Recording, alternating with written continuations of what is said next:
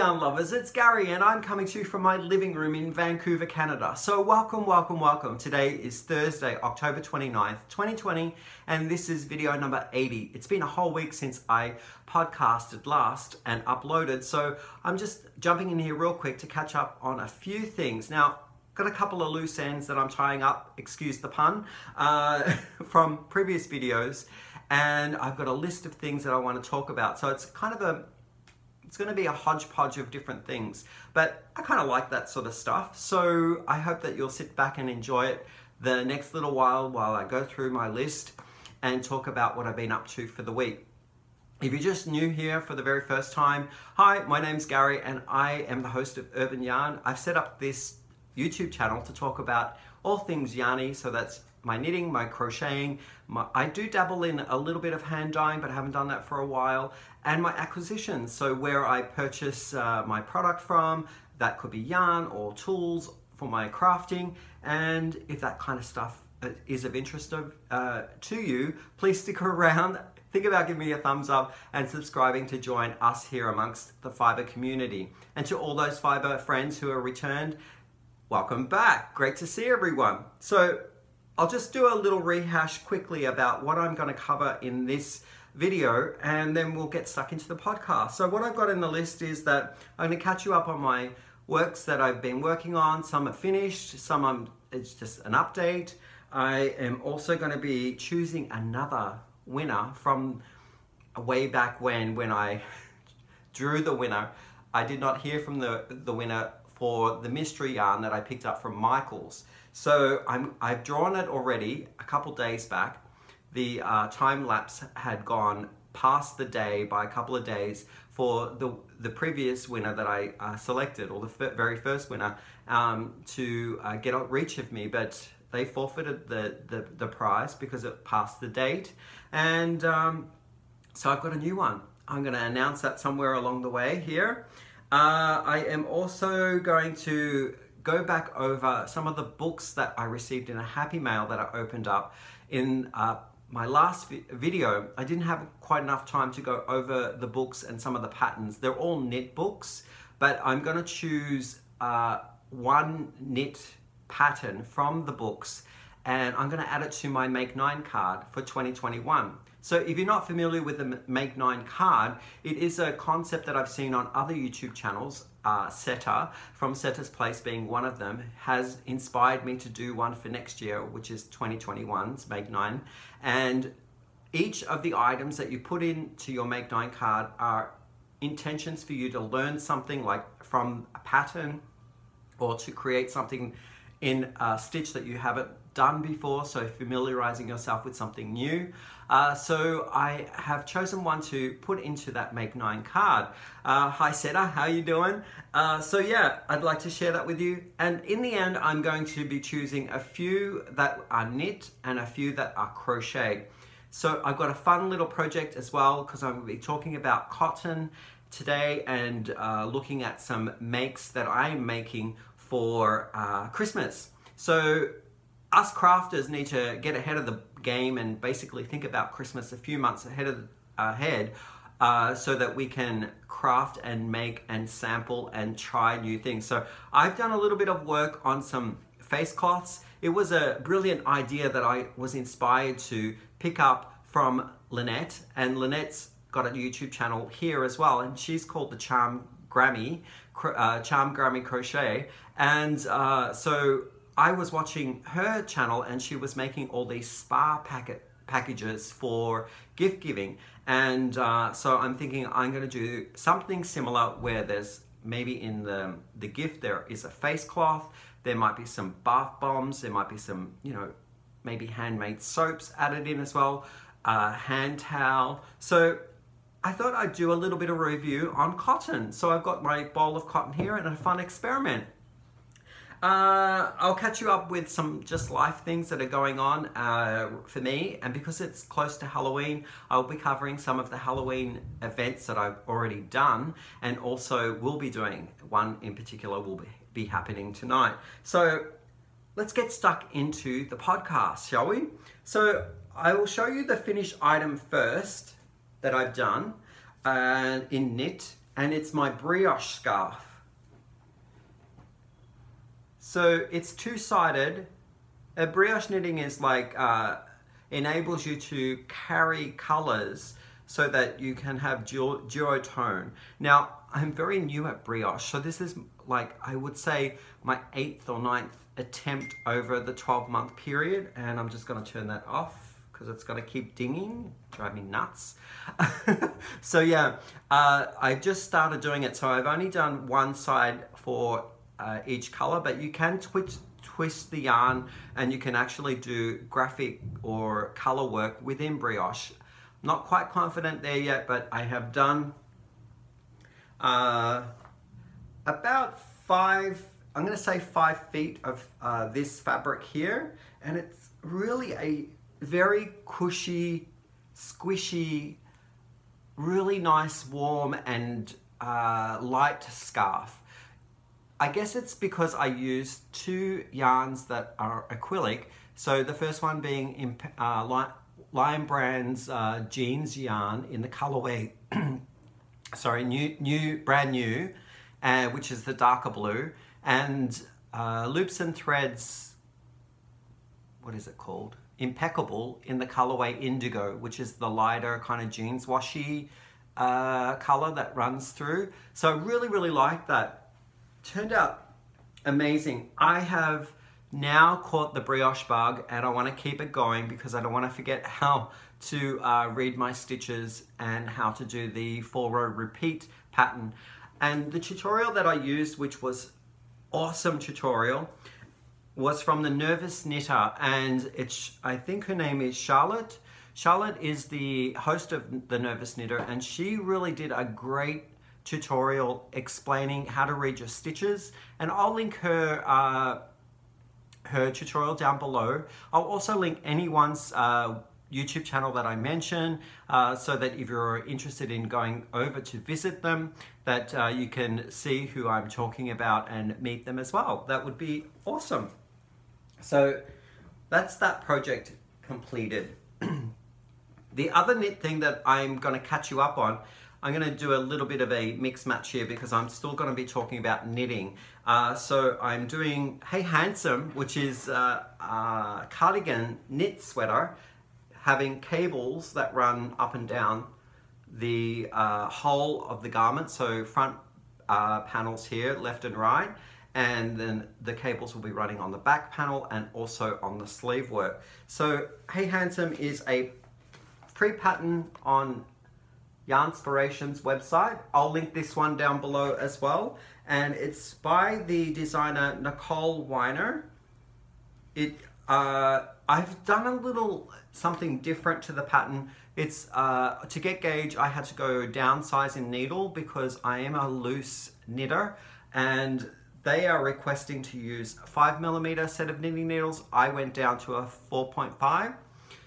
So yeah, it uses the ribbing that has the knit in the back loop ribbing, so it kind of like opens up, which is lovely. And I'm using the yarn from Briggs & Little, and it's in their Regal collection, and it's called Fir Green, like the tree fir, I guess. And love how that's worked up. I am both at the same points now where it's just sitting under the arm. I added 19.5 inches of this pattern, and now I'm just decreasing on either side of the left and right panel for the arm.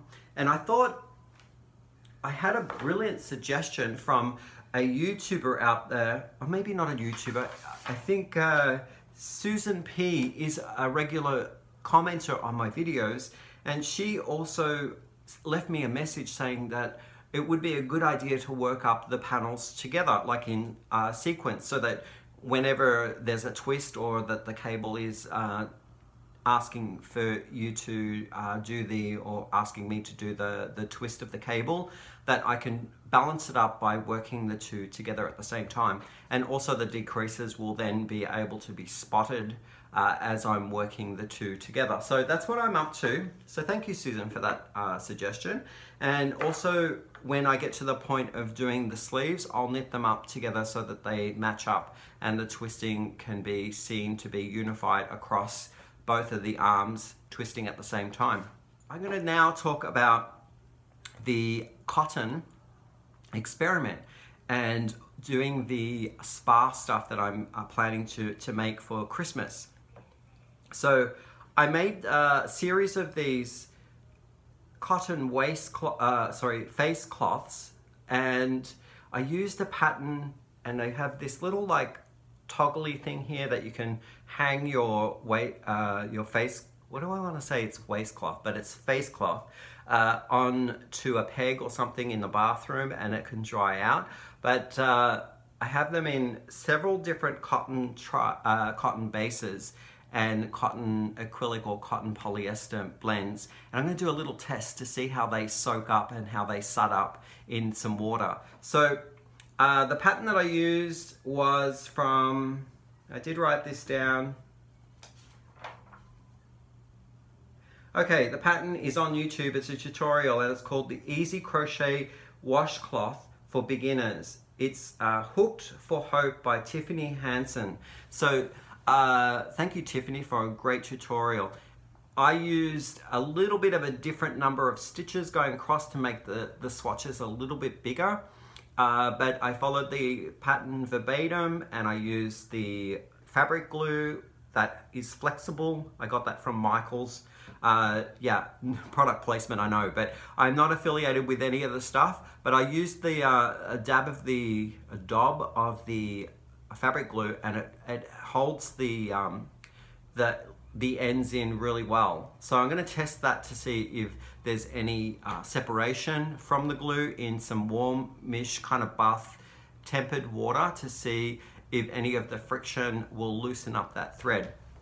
So the first one there, the green one, is 100% cotton, and I'm using a Cotton Supreme by Universal Yarns. It's 100%, and it's in this spluttered kind of, I'm going to say tonal, but with almost like a jeans washy feel to the dye treatment.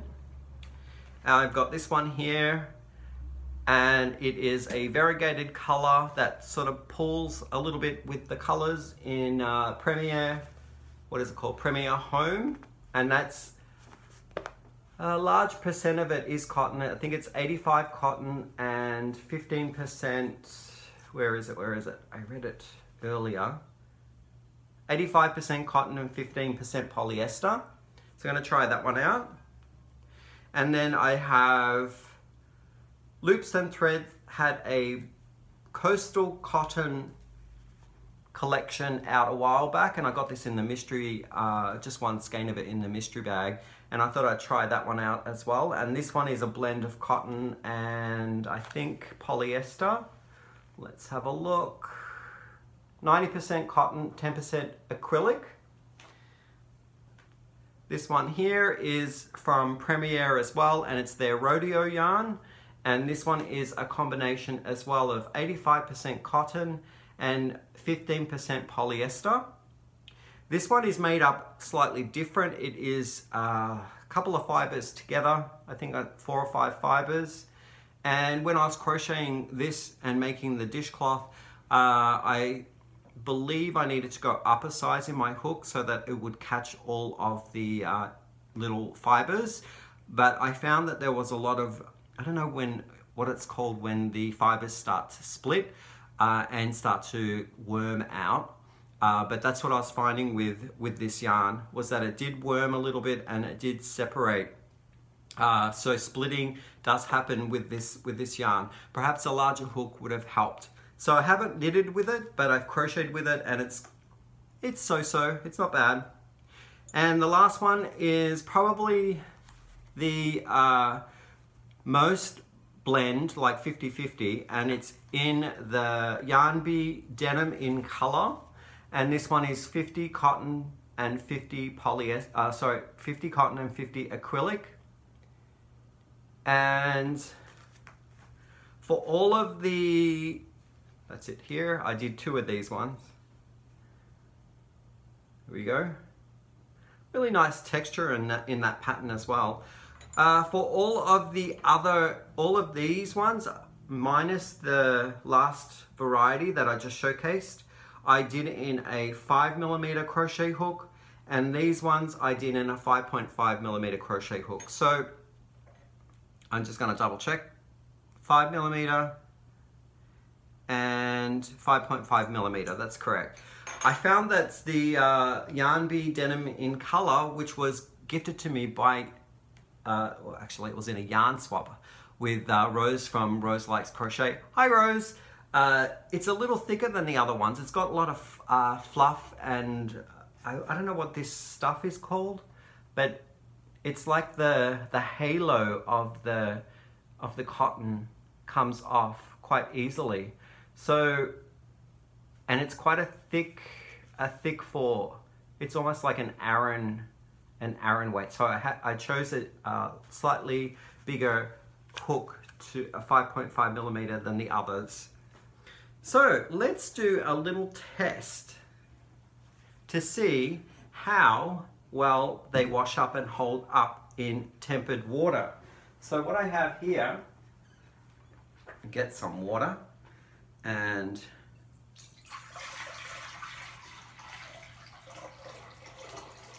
here we go.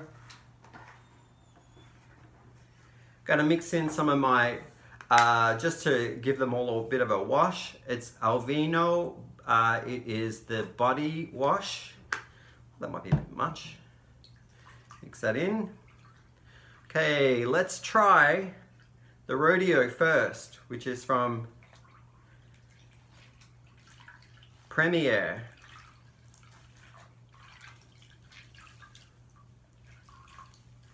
Actually, it's not bad. It's kind of ropey. Like, it feels to me like a little bit, it feels a little ropey, like twine, but it's got good abrasion. So if you're washing, it's great for I guess exfoliating and getting sort of, you know, into the dirt. Let's see how directly it works with a bit of soap directly on it. There we go.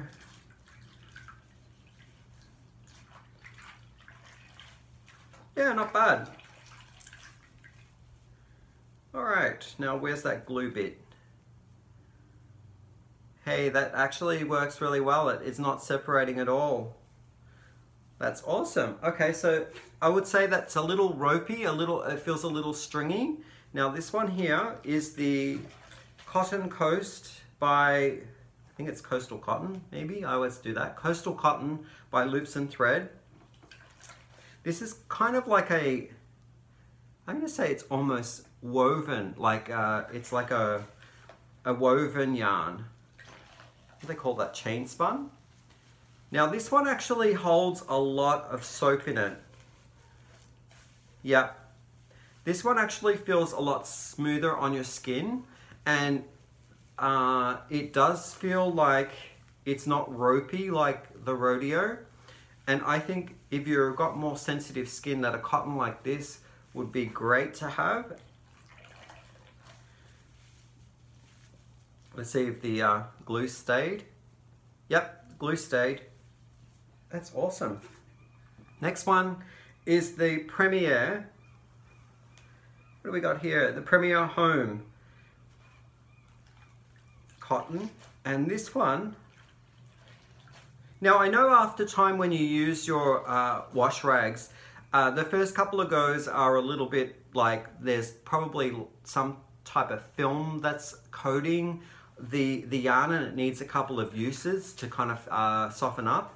But this one is like the Premier Rodeo, which feels a little ropey, but the nice thing about this one is that it does have better it has better suds to it than the Rodeo.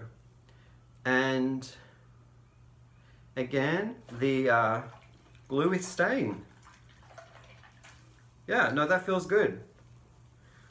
Yeah, that feels like it holds, absorbs a lot of the water, and it has a nice sud feeling to it. This one is the only one that I have that's 100% cotton. Let's see how that does. And this one is from the Universal Yarns, and it is the, I think it's called Splash, Cotton Supreme Splash. Oh, this is really nice. This has a great combination of a little bit of texture but softness to it as well, which is really good. I like that.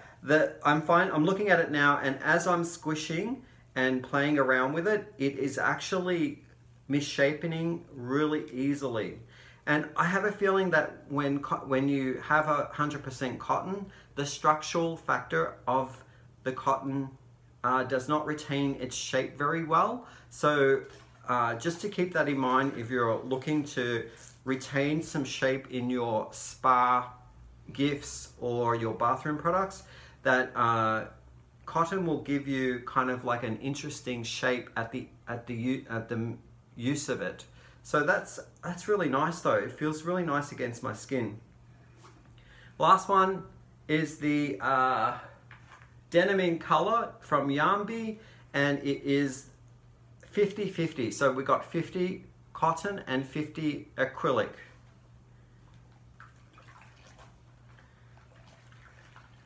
Hey, that's not bad.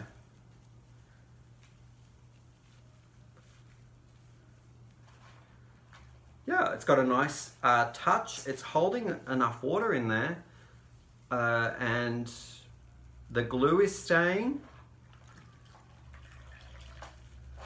I think this is quite a nice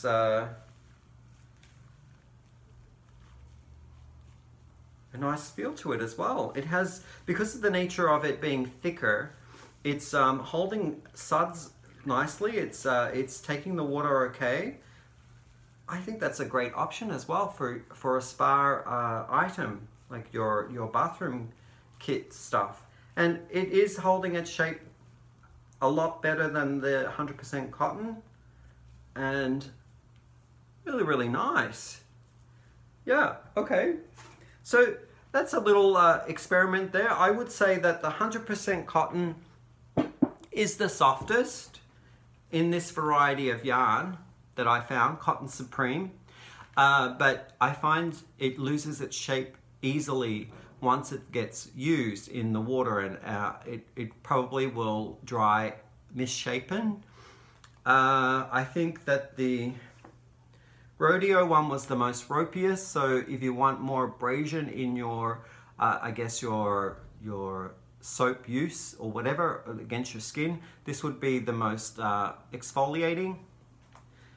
Similar to the other Premier one is this one here, but it actually retained a lot of water. And I didn't mind these two either, they were fine.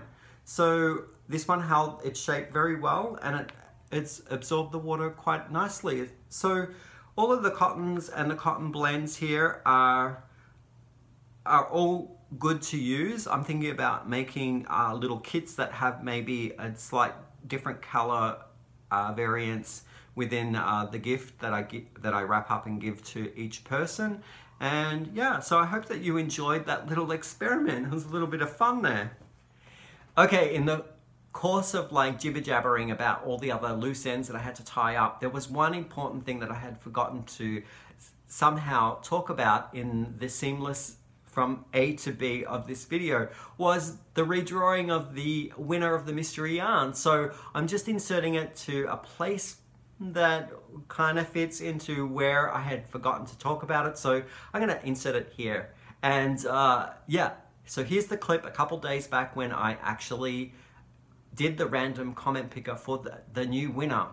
Good morning, yarn lovers. It's Gary here, and I'm at my computer at the random comment picker once again, because my winner from the mystery bag from video 076 did not reach out to me, and I have waited enough days to see whether I can send this beautiful mystery box of yarn over to the winner. But yeah, I don't think this person watches my videos, and so she's a subscriber, and I do apologize that we have to get this box out, and I can't hold on to this amazing yarn. I've got to give it away. So here we have the URL address of that particular video that I asked for comments, and it was video number 76.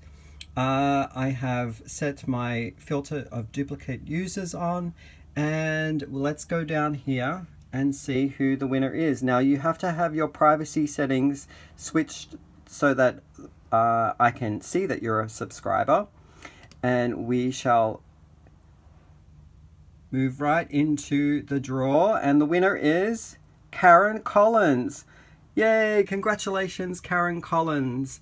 Yeah, if you could reach out to me using your email account that you've set up this YouTube channel on and you've created this comment to, that would be great. My email address is urbanyarn101@gmail.com, and I'm going to give you a secret word where you can edit your comment down here and change it, save it, and then I can see that you are the real person. I will need your mailing address as well so I can send you this beautiful mystery yarn.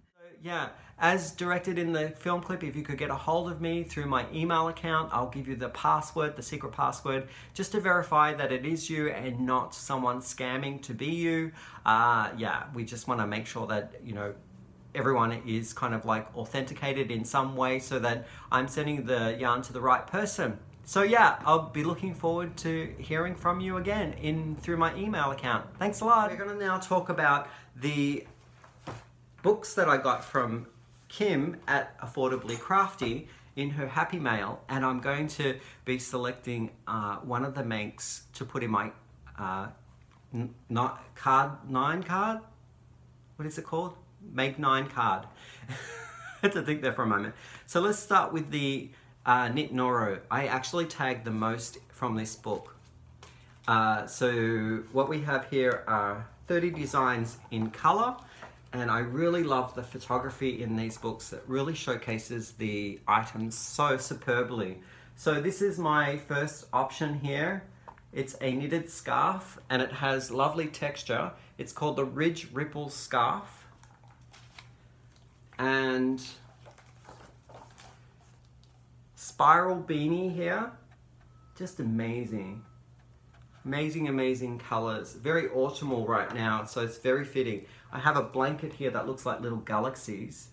I love that. It's called Modular Afghan. Patchwork Afghan.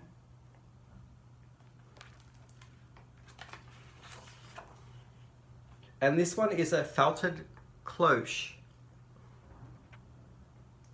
Now this would be a great make to use it was the gradient, filling gradient from Yarnbee, and it was kind of a felted look to the actual yarn. So I can see how the association that Kim had went through to choose the yarn that went into that happy box with this pattern here, because that would be a great fit for it. Love it, love it, love it. So that's that book. From Knitting Architecture, I have chosen a couple in here that I really liked. I liked this sweater here that this woman is wearing called Arts and Crafts Cardigan. I'd have to probably modify the pattern a bit, or if I'm gifting it to someone, I have to get the different measurements. And the Byzantine pullover, just amazing. Yeah, I love the color work in that one. And in the New American Knits, I have selected, how do you pronounce that? Alvarez hat, which is a color worked beanie. Really, really nice hat there. And I have I like the lace work in this pattern. I don't necessarily want to make a sweater out of it, but I like the lace work as maybe in a scarf or in some sort of wrap. That would be awesome. And it's called the Navelson or Nevelson lace pullover. Love those. So what I've got, and I've chosen one to put into the Make 9, and it is the very first one that I showcased, called the Ridge Ripple Scarf.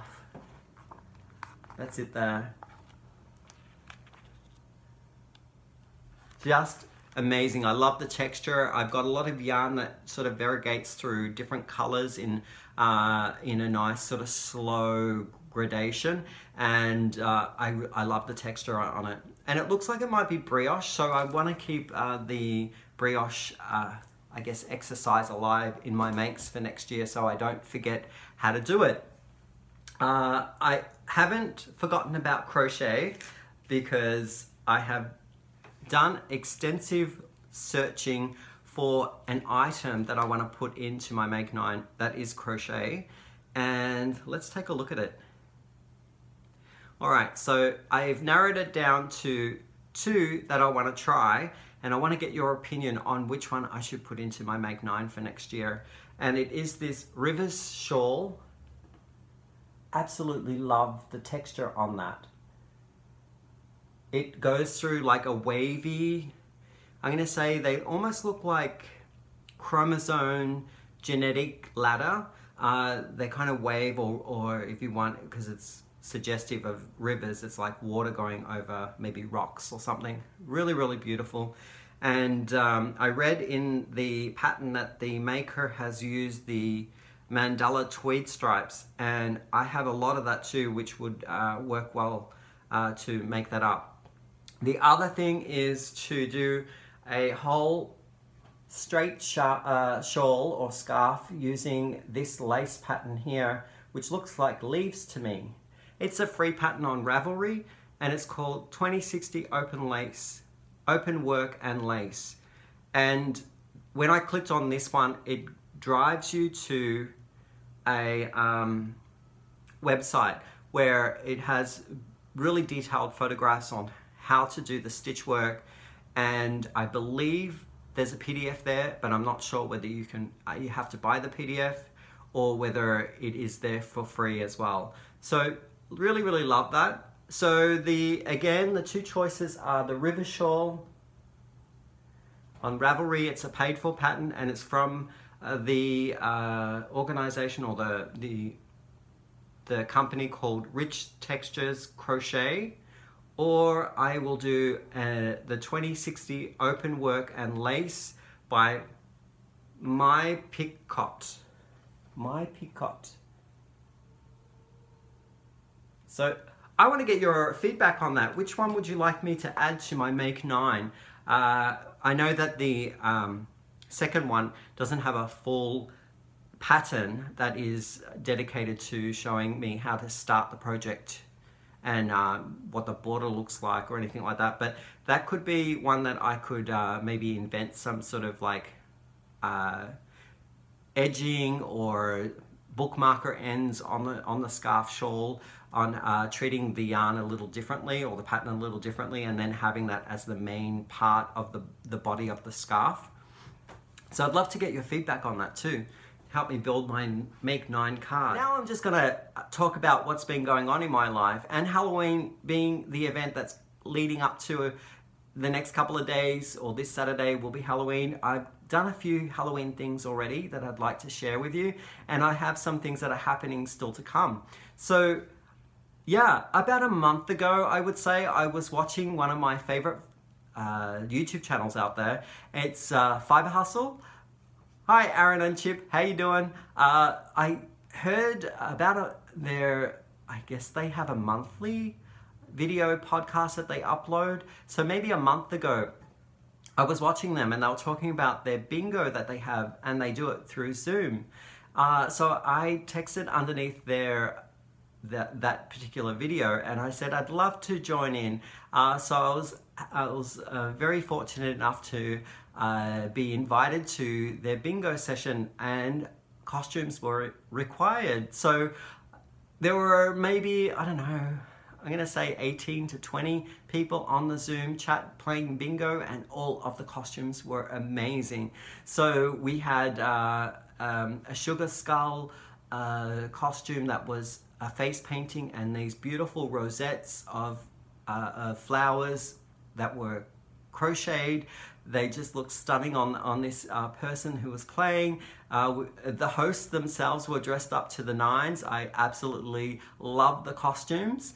So Chip and Aaron were sporting something that you would have seen in the 80s, maybe in Queens, which is a borough in the state of New York, and they were very, very glamorous. So I absolutely loved all the effort that everyone put into their costumes. I was a pirate, haha, and yeah, I really enjoyed playing, catching up with people. It was awesome. So tonight I'm actually doing another Halloween inspired event, and it's a safe house, meaning that where I go, it will be COVIDly driven to be safe distance, and you go in your bubble. So me and hubby are going to go to this safe house where is my phone? I'm going to read you what it is.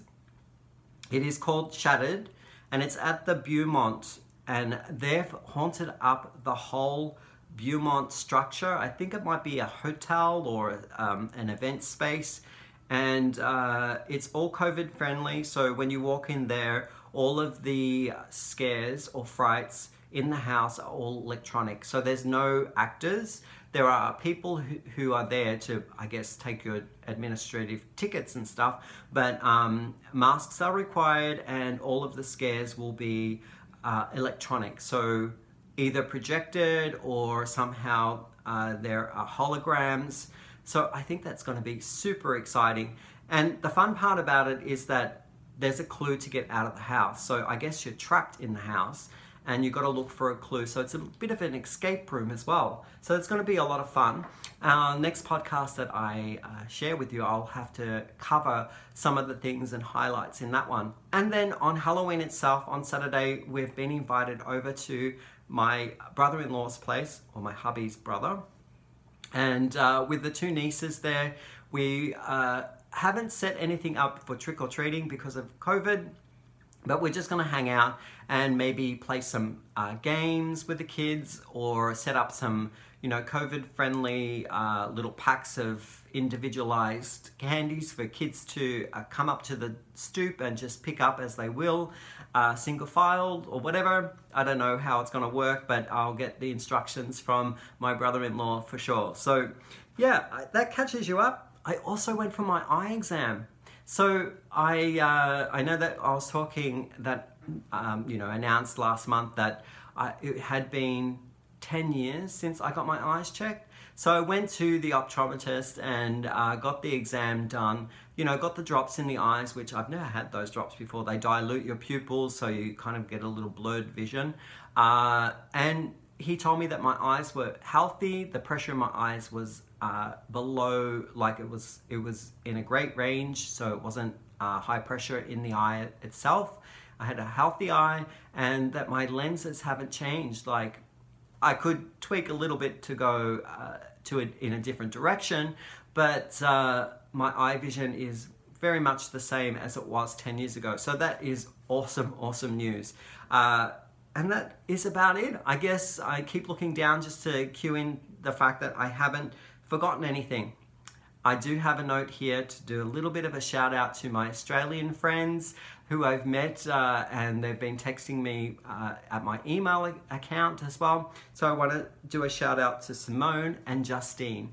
Hi guys, I hope that you're doing well. I hear that Spotlight reopened, which is the Australian I guess big box store that you guys have down there for all of your yarn equipment, and they reopened. So Melbourne has been in lockdown for many weeks, and stores have been closed if they're deemed non-essential. So Spotlight, which is the craft store for Melbourne, was deemed not essential. So they just weren't open over the course of the couple of weeks. So now people are allowed to go a little further out and stores are open. So I hope you both are enjoying your spend ups that you've had over at Spotlight. So with that, I will bid thee farewell and I will see you in the next podcast.